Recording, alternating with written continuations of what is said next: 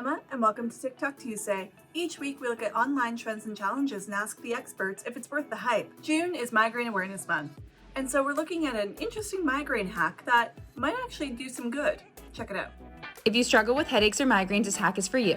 Submerge your feet in water or place a bag of frozen fruit at the base of your skull. Alleviate headaches with a foot soak. Soaking your feet in hot water is an age-old trick for helping your head feel better. My migraine was really bad, and medicine wasn't cutting it, sleeping wasn't cutting it, being in a dark room wasn't even cutting it, and I was like, you know what? I'm gonna try that whole weird, put your feet in hot water and put an ice pack on your neck, and we're gonna see if that works. And let me tell you, it did kind of help. So I get tension headaches quite often, probably from hunching over my desk writing these articles, but I've only ever had a few migraines in my life, so I'm not going to be trying out these hacks. Instead, I connected with Dr. Elizabeth Leroux, a neurologist and headache specialist in Montreal, Quebec. And Dr. Leroux, what are the different types of migraines? So migraine can be put in different types of buckets, right? The first and most common one is frequency. So if, for example, I have patients who live with 2 to 3 attacks of migraine per month, and others who barely have a headache-free day. So they live with what we call chronic migraine. So usually there's the most severely affected are called chronic after more than 15 days per month, and less than 15 days is episodic migraine. But all in all, it's a continuum. So you can be anywhere along the spectrum of frequency. So that's one way. But then there's many other ways. Like, for example, sometimes we say migraine depending on the symptoms, right? Migraine with or without aura. So some people have phenomena they're like visual difficulties or difficulty speaking. And then you can have migraine by trigger. So you can have, for example, menstrual migraine for ladies who are very sensitive to hormonal changes. Vestibular migraine by symptom, once again, if you have dizziness or vertigo. So one thing to keep in mind is there's a lot of diversity in migraine, and the classifications are along different types of axes. So there's not one perfect classification. Absolutely. And migraines are different from headaches, correct? Oh, they are very different from headaches. So humanity will have a headache one day or another. Everybody's gonna have a tension headache. That's why people who do not have migraine tend to kind of equate it to a normal day, like the normal little headache, and they say, oh, you have a headache, so do I. But migraine is, everybody's gonna have a sneezy nose or a bit of coughing in their life, but not everybody has asthma, right? So migraine is a neurological disease, and it's been with humanity for probably millennia since mankind exists. And it's more than a headache because people will have things like nausea, vomiting. They cannot tolerate lights or sounds or smells. Many of them will have neck pain, jaw pain. They're going to be dizzy. They're going to have difficulty concentrating. So think of migraine as a bit of a big inflammation or an electrical storm or chemical storm in the brain. And the brain does a lot of things. So there's a lot of different symptoms. Absolutely. And what are some things migraine sufferers can do to help minimize their symptoms? So the first thing to do is get to know migraine, right? Learn about it, read about it, and preferably on a reliable place that's not trying to sell you anything.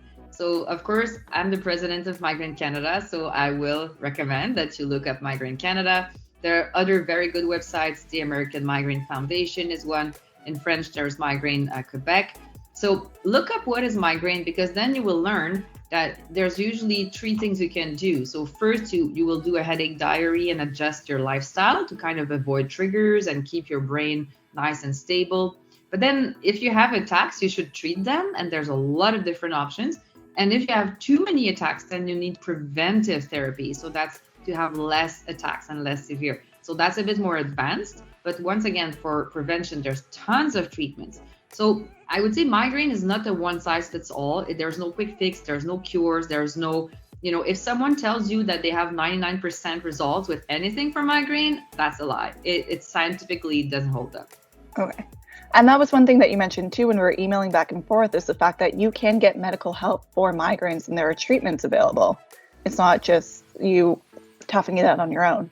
That is correct. And I think for a long time, migraine has been stigmatized. It's a disease that affects women more than men, and it was very invisible. We didn't have a lot of science behind it, but now we have more. So I see people who have spent years and years trying to find the perfect diet or avoiding everything or just being, saying, oh, that's my life and that's how I'm going to live because I don't want to take pills, right? But there are medical treatments. I'm not saying they're perfect. I'm not saying they fit everybody. But I see in my office people who've lived since their teens, really, or children with them. They live with migraine. And then they try things that are medications or neuromodulation devices or injections or antibodies. And then their lives improve greatly and they're very happy. So just become aware of your options and keep looking, because sometimes doctors are not going to spend a lot of time on explaining those options. So that's why you really need to do your own homework. But be careful that there's a lot out there that's also trying to sell hacks, and those hacks are not necessarily super helpful. And sometimes, there's better just out there. Absolutely. So speaking of hacks, this one hack that I've been looking at, it has people putting their feet in hot water and then putting an ice pack on their neck. And they're saying that helps with blood flow, is my understanding. It's a little vague. Would something like that help? So first you have to keep in mind that if you do anything to help to treat a migraine attack, you have a placebo response, which is kind of the brain reacts to whatever is going on, up to 20%. So if you take like Himalaya, one that's very known is lemon with a Himalayan salt, for example, that's a free thing you can do. So anything can help a bit, but is it really helping? Is it helping you significantly? Can you go back to your activities? So this hot cold is actually used by a lot of my patients who do like having ice on their heads.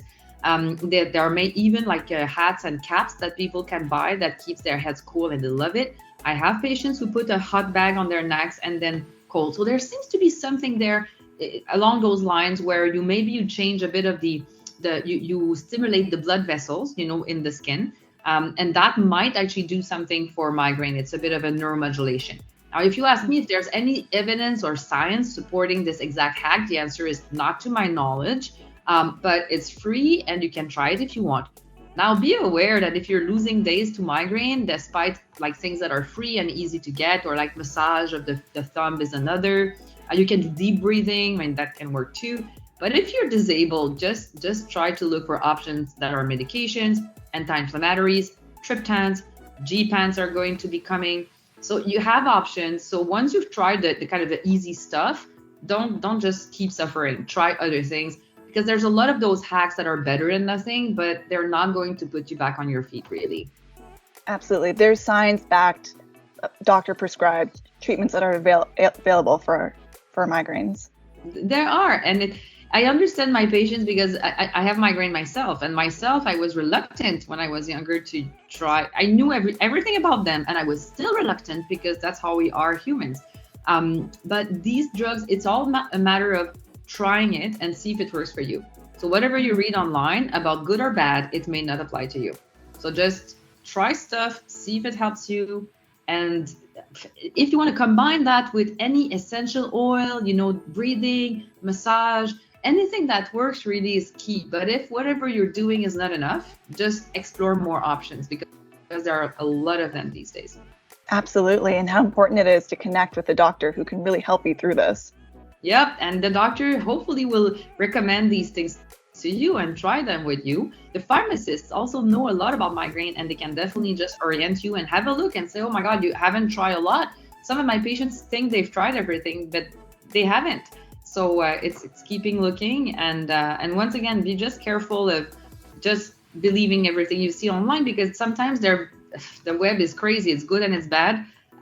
So if you find something that really helps you, that is natural and that is behavioral, it's perfect. I do recommend a lot of natural treatments to my patients, but don't deprive yourself of the miracles of science, because sometimes they can really help. And if they don't work, well, you just abandon them, right? You're not married to them. So there's a lot to be done. So have a look at our Migraine Canada website. We have pages and PDFs and podcasts about acute treatments, preventive treatments. And then you can look up for more. Absolutely. Well, again, thank you so much for taking time to speak to me. I really appreciate it. And I'm sure there's a lot of migraine sufferers out there who will really appreciate this information as well. I wish them to find some degree of relief and keep looking. You have options. Absolutely. Thank you again. My pleasure. If you experience migraines, we'd love to hear how you handle them. Check us out at healthing.ca.